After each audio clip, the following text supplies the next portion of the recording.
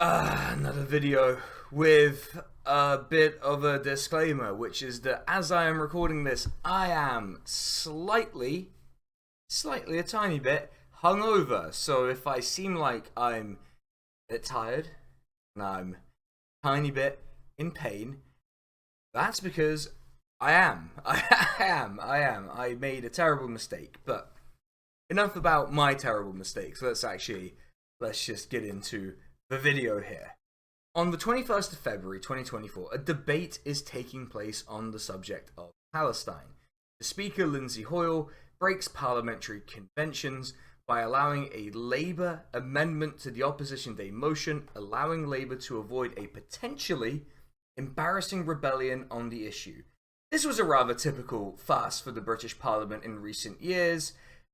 Who, after all, can forget the indicative votes? That was quite a spectacle of the British Parliament. The British system working as God intended. Clearly it's God who intended this. This all devolved into accusations that Labour had threatened the Speaker, accusations which, curiously, people declined to investigate. And the SNP, that is the third largest party in the British Parliament, ended up having a rare day where they got to set the agenda, hijacked. The Speaker apologised to the SNP, but in his apology, he said, "I have a duty of care, and if my mistake is looking after members, I am guilty. And I never ever want to go through a situation where I pick up a phone to find a friend of whatever side has been murdered by terrorists," clearly justifying bending the procedure in the name of protecting MPs' safety. Setting aside my personal reservations and doubts about that justification, if you take it at face value, bending the process when the process isn't working or is going to endanger people is, to me, a forgivable mistake. Though I will say it's a fortunate coincidence that this consideration led to an outcome the Labour Party wanted. But also sometimes that is just how the cookie crumbles. Then, an incident involving Frank Hester, a name that would have remained largely unknown to the British public until it was revealed that he made a series of alleged remarks in 2019 that were racist towards Diane Abbott, Britain's longest serving black female MP. The quote that everyone highlighted is, "And I don't hate all black women at all, but I think she should be shot." Which is an extreme reaction to have to a politician you don't like, especially one that receives as much abuse as Diane Abbott.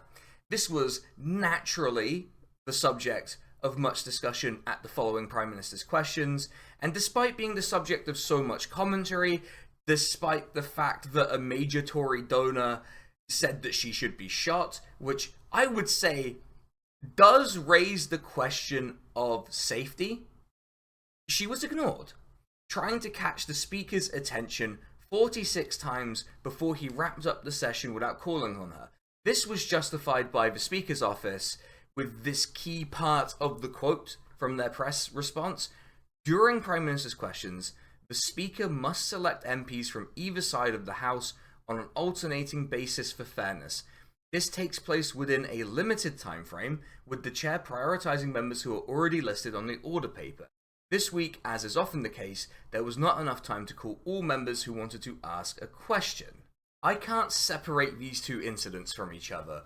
One, because they happened so close in time to each other, and two, because they ultimately had the same question at their core. What level of perceived danger is enough to justify ignoring an established process and doing what's in the best interest of security? In a lot of ways, we've been living in that world since the War on Terror began, with civil liberties often juxtaposed with security. Now that's a whole other topic and probably a whole other video. When it's being applied to parliamentary processes, you might just say, so what? Like, it's a ancient building with ancient tradition. Who cares? Why are you talking about this?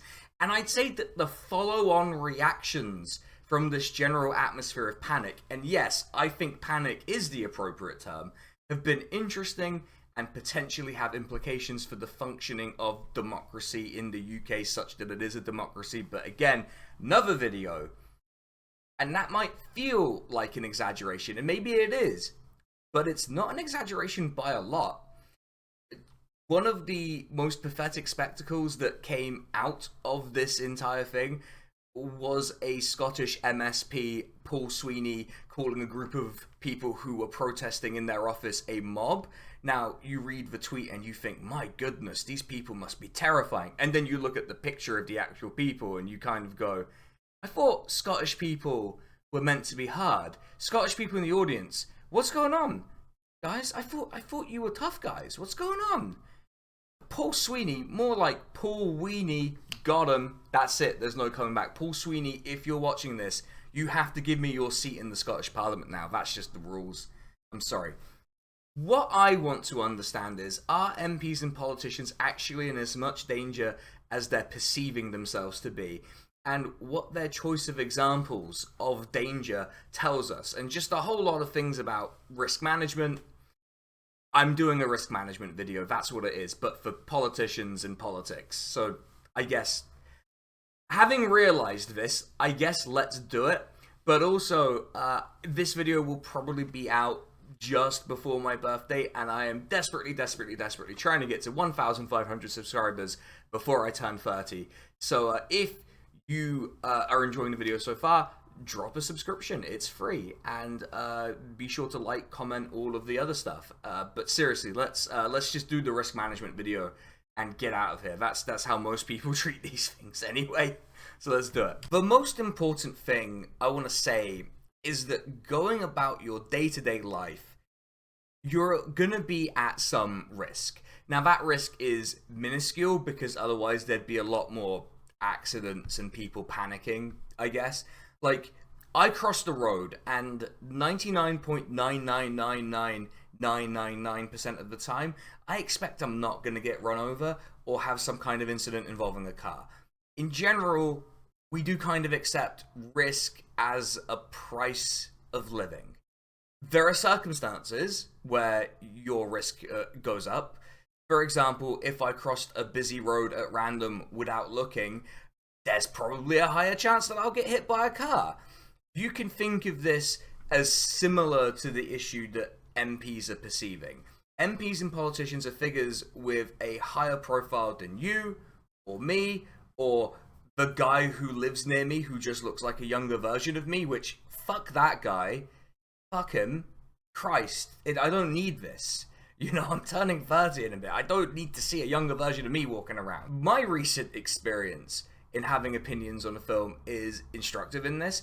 There's a set of people who just will not agree with your opinion or actions out there, and the more people you interact with, or your video reaches, or who just sort of perceive you generally, the more people who don't agree with you are going to be aware of you existing, and a small subset of them are going to react to you. For MPs, the recent manifestation of this has been strong feelings expressed around the UK about the issue of Palestine.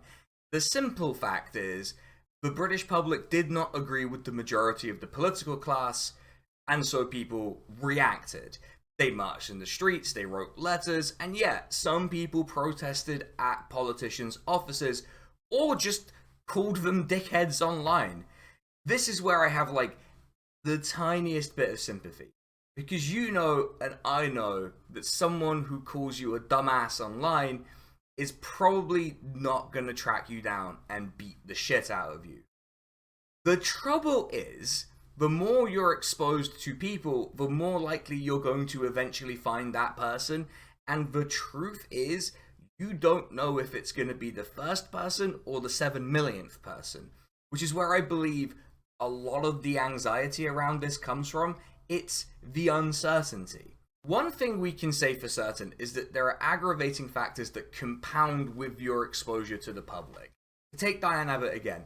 In the run-up to 2017 general elections, she received almost half of all abuse directed towards female members of parliament, which, regardless of how you feel about her or perceived political shortcomings, feels a little disproportionate. And you've got to bear in mind, they've already selected for women MPs, and women generally will be criticized more frequently than men and masculine presenting people. So when you have it be this disproportionate, it does feel like it might be about something else. This is also why you tend to see more stories about people stalking women or femme-presenting streamers. It's also why I'm super comfortable showing my face here and walking around at night like 95% of the time. A trivia question for you all. What job or sector do you think has the highest amount of workplace fatalities? Guess in the comment while I drink this Mountain Dew in a glass bottle to help get rid of the hangover. So you have until I finish the drink to guess in the comments.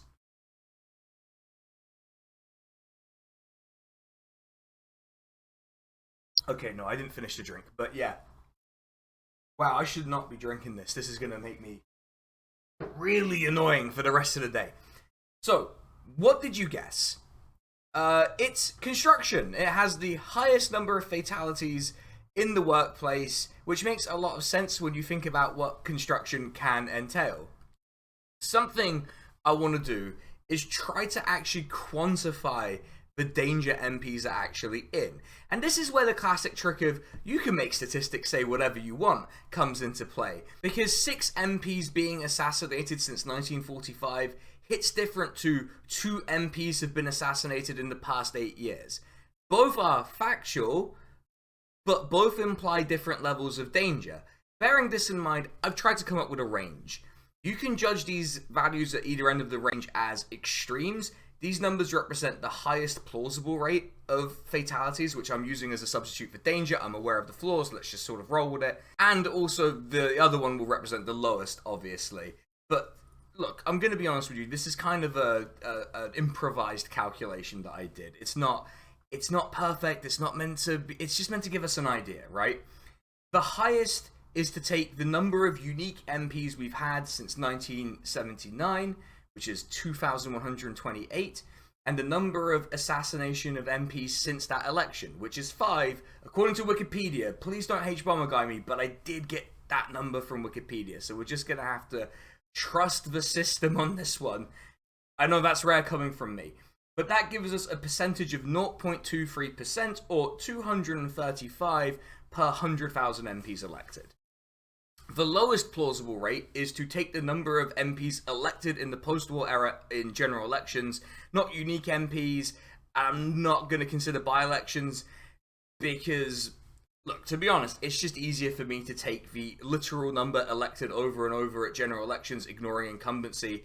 And I feel like there is a technical justification for it, but the real truth is it's just me being a bit lazy. So, Look, never say I'm not honest here at youtube.com/SKTheCrusader. Since 1945, 6 MPs have been assassinated and 13,460 seats have been filled in elections, general elections to the parliament, which gives us 0.0074% or 7.4 per 100,000 MPs.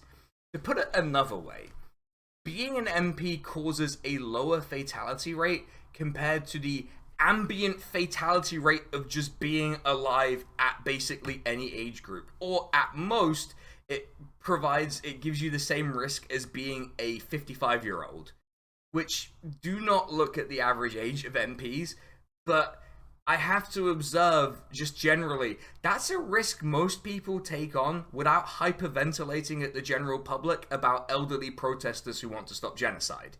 But you might think that this represents an enhanced risk, right? That this is an additional risk on top of the ambient risk, rather than just like the environmental stuff that we all sort of generally accept. And, you know, whether we should accept all of those risks that we do is maybe another question, but we do accept them. So, okay, let's compare this figure to some interesting numbers I've dug up. We've established that the fatality rate for being an MP lies somewhere between 0.0074% and 0.23%.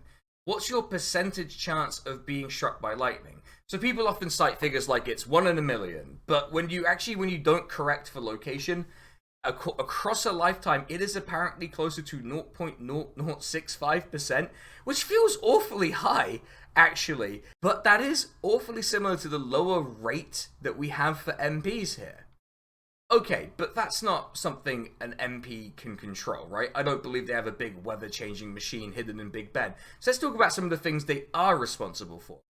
4.7% of people needing medical treatment in England wait more than a year for it. 16.4% of British adults have very poor literacy.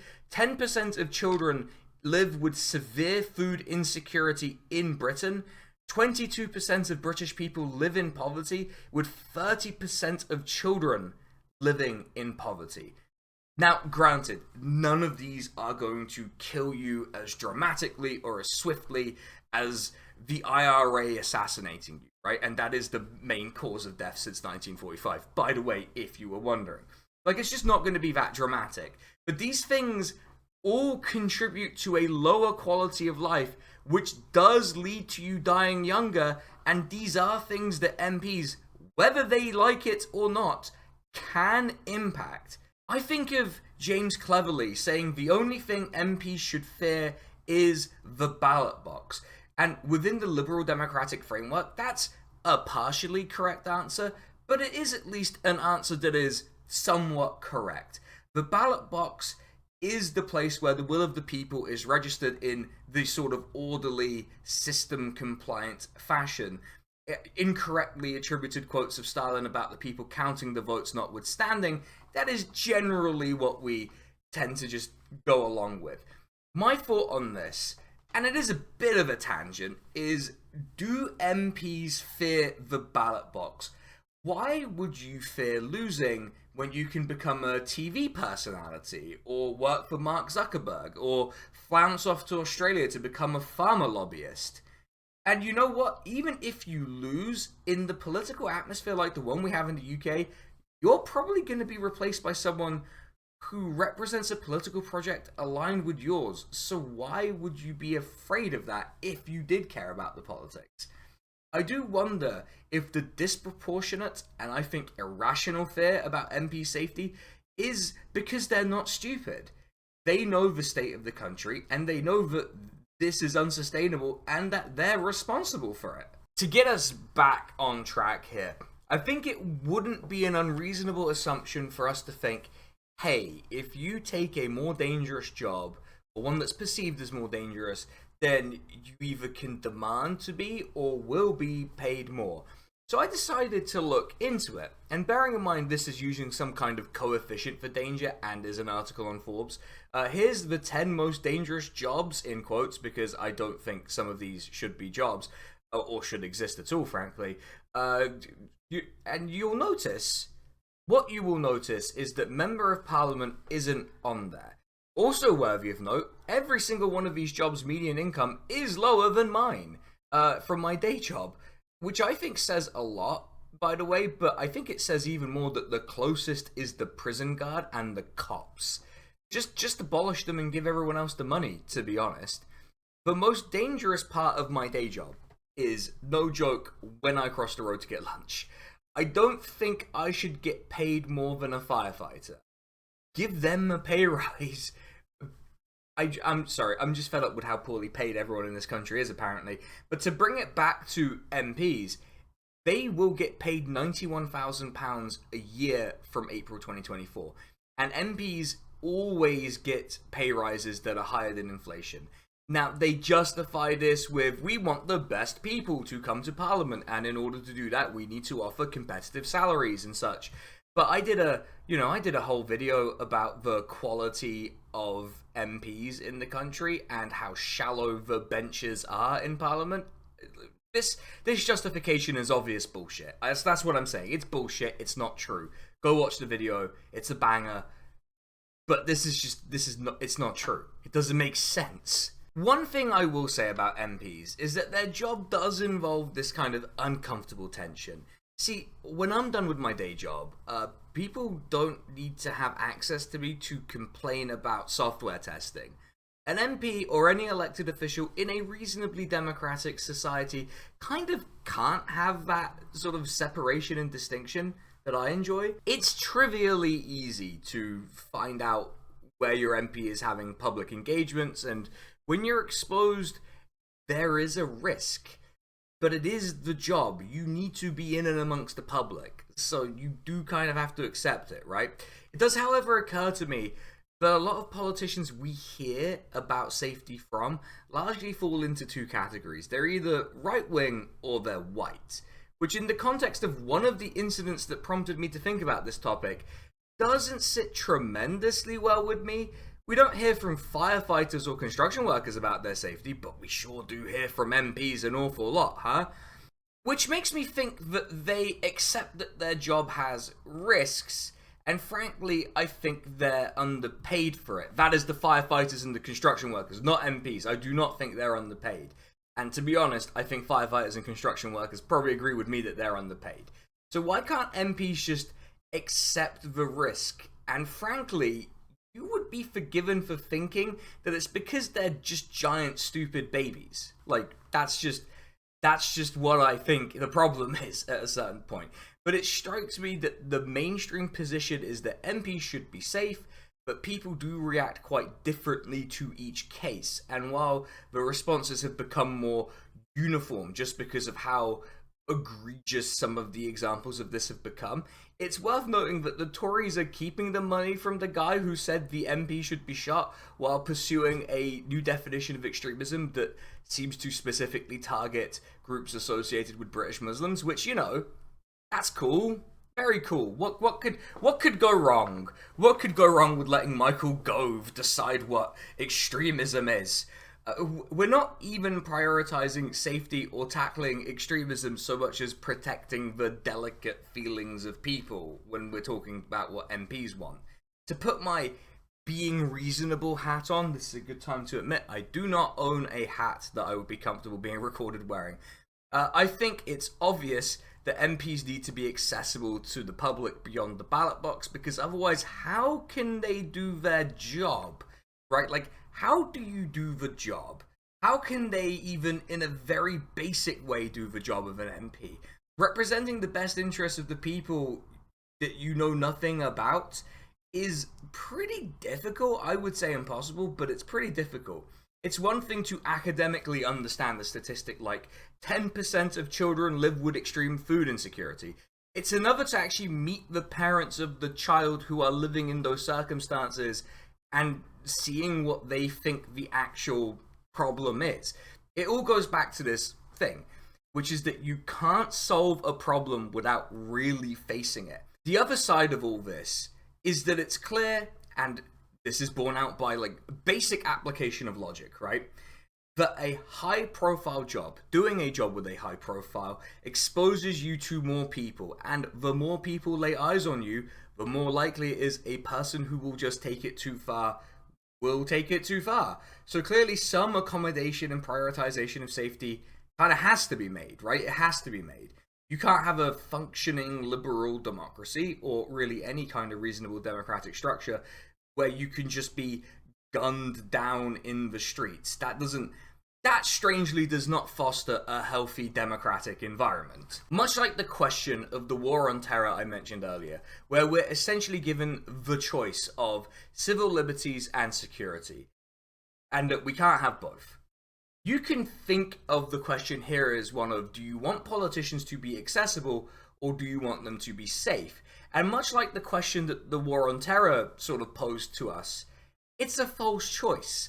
More accessible MPs who are receptive to public pressure, and they don't have to give up using their judgment, they don't have to become delegates and not like representatives or whatever the usual like bullshit way they try and sort of semantics their way out of, you know, the fact that they don't agree with the public. But I think what people really want is a bare minimum of like hearing them. Not just like listen, you have to hear them. And politicians who do that are going to be generally safer. Being a part of the community you represent and interacting with it and actually doing your fucking job will make MPs and politicians at all levels a bit safer, I would guess. But if I offered this as a solution to some MPs, they'd think I was trying to put them in harm's way, which means that we still actually need to solve, like, what the actual fuck is going on here. One of the ways we actually solve the question of risk and safety is that we actually need to have a sight of what's really a risk.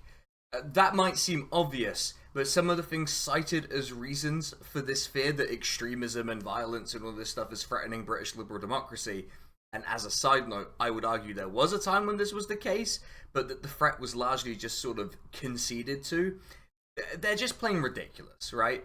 Is George Galloway being elected and treating journalists like the dickheads they are something to feel unsafe about? I don't think so. I think there's a lot more wrong with him. Again, shameless plug, but I did a whole video about that. Are pro-Palestinian protesters targeting the offices of pro-genocide politicians a threat to democracy? No, I don't think that's the case. Are large-scale marches in London a sign that democracy is doomed and that MPs are one bad day away from being thrown into the Thames? No. Could there be bad people at these marches? Yeah, I'd be surprised, given the scale of them, if there wasn't, like, some bad people there. Are they the mainstream of the protests or going to come after politicians and do something to them? The history suggests that's extremely unlikely. An example of an extremist that was a risk to democracy might take the shape of a man driving a van into a crowd of people outside a mosque because he was so ginned up by the right-wing press that he wanted to kill the leader of the opposition and the mayor of London. That received precious little reaction from the quarters now crying about safety, which leads me to ask them, what the fuck do you think is happening? There's this implied element to the safety discourse over the past decade or so, that it's the radical left, or really British Muslims, that are the physical threat to democracy. There's no evidence to bear that out. There's just no evidence for it. But let's pretend that the threat exists across the political spectrum from left to right. The public is just a baying mob wanting to do harm to elected politicians. And that this is not an irrational fear. There are some pretty obvious solutions to that. I mentioned one of them already, and it's being visible in your community, listening to people even if you don't agree with them, and doing them the courtesy of actually doing your job. Constantly we hear about people feeling detached from the democratic processes, being frustrated. Well, part of it is because you're basically fucking aliens to us, aren't you? Genuinely, when was the last time you saw an elected official doing something that involved engaging with the public on the public's terms? You might not like it, but heckling a politician is a pretty important pressure release in a democratic system where the political class's views are just out of step with the public's. Which leads us to the second obvious solution. If you believe that your publicly professed political positions are what's putting you in danger, you can just change your mind. Just change your fucking mind. Stop having shit opinions. The broad consensus of British politics is that we can't do anything about anything, which means that what you say doesn't matter. So just fucking say the thing that people want to hear. Christ, I mean, you're politicians. This is like the job. Joe Biden cracked this in 2020, and he was clearly senile then. Never mind now. Of course, this isn't really about safety. I'll get to what I think they want in the conclusion, but the fact that they're unwilling to do either of these things tells me that they're not serious when they say they're in danger. And this is borne out by the facts. Being a member of parliament is arguably less dangerous than being alive. I mean, you kind of have to be alive to be an MP, but you get what I mean. It's a very, very, very, very safe job. Absurdly so given the kinds of things they control and the result of the fucking state of the country. The curtains are closed, but you should see the fucking state of the place. This conversation resembles the way I feel about flying. I hate flying. I'm convinced I'm gonna die in some kind of aeronautical accident. And if you ever see me on a plane, I am the most tense person in the world. But here, in my flat, I know that's an irrational fear. I'm not in the moment of anxiety or fear. I know how a plane works. I mean, Boeing may have planes coming apart in midair, but academically, I still know that's exceedingly unlikely. Or at least, I hope it's exceedingly unlikely. I believe MPs when they say they are afraid in the particular moments, because having a bunch of people show up online or in real life and just tell you your shit sucks. It sucks. I had a very recent experience of that, right? It's not fun. But did anyone who disagreed with my Dune opinions really seem like they were going to come to my flat and beat the crap out of me? No, not really. And if I said that I felt that was the case, everyone would have looked at me like, okay, but you do realize that's not likely to happen, right? I think if you took MPs out of the specific moment, they'd concede that it's all extremely unlikely, but unlike me on the plane looking tense, listening to Motley Crue to soothe my nerves, it doesn't work, it never works.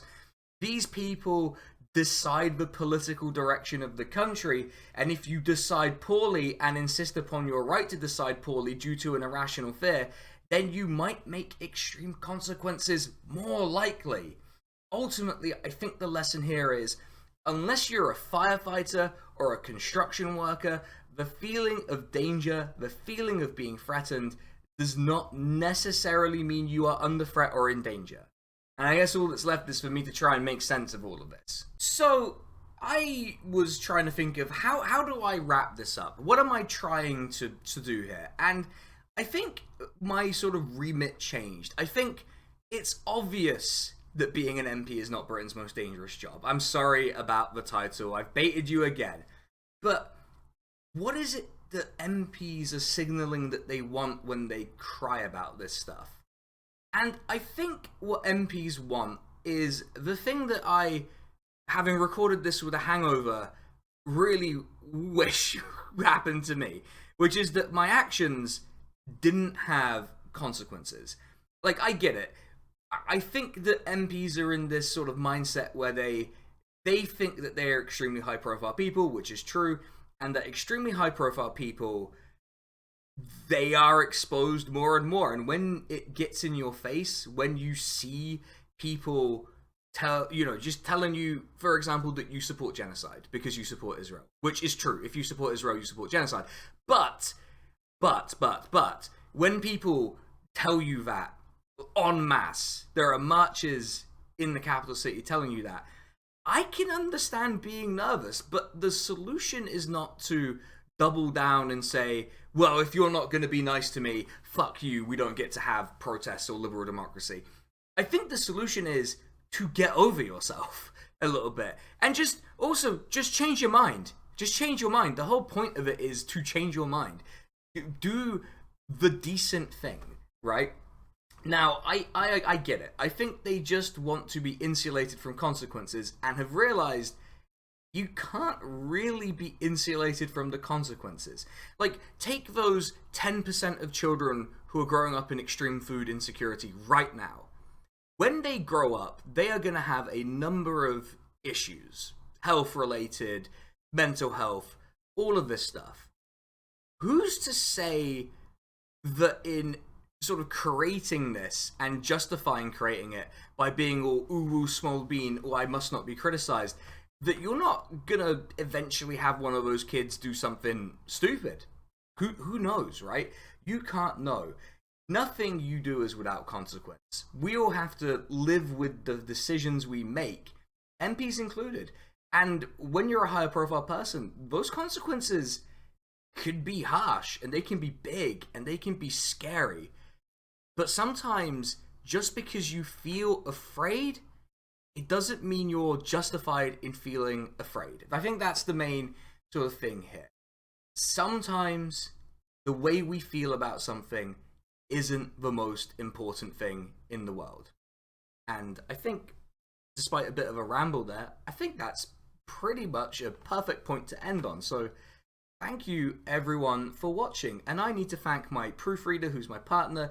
She did not have many notes for this one, thank God. And Emir, who made the thumbnail. This thumbnail was a banger, certified banger, 10 out of 10 work. He always does the best work. Commission my good friend and graphics guy if you have the inclination. I also need to thank the patrons and members, Drone Riff, Makusho, Kazushida, John N. They are the top tier subscribers over on the Patreon. Special shout out to them, and also a special shout out to our YouTube members, plural. I'm still delighted that it's a plural. Nader Jiwa and Katie Marshall. Thank you to them as well. With that, everyone, I'm going to go meet up with some friends for lunch, which is wonderful. I'm gonna go do that, and you all have a nice day, evening, whatever. I don't quite know when this is coming out. I just know it's gonna be before my birthday. So everyone wish me a happy 30th birthday in the comments. And, like, subscribe, obviously. You know the drill. Take it easy, everyone.